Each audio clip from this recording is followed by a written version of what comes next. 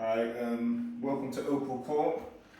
In order to use your oven and your hob, first you have to make sure the power's on at the wall, and then just have to press this button here just to make sure the power's on, and then you've just got a button right here which switches on your hobs.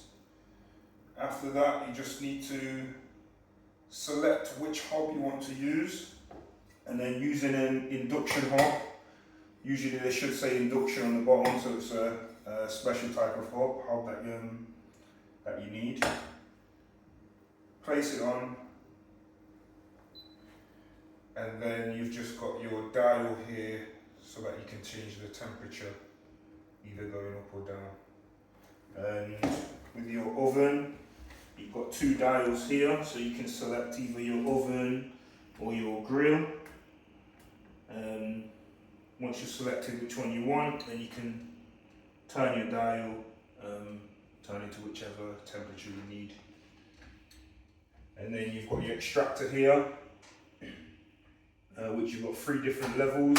You turn on your extractor fan, and then also you've got your light, so you can see what you're doing, and that's it.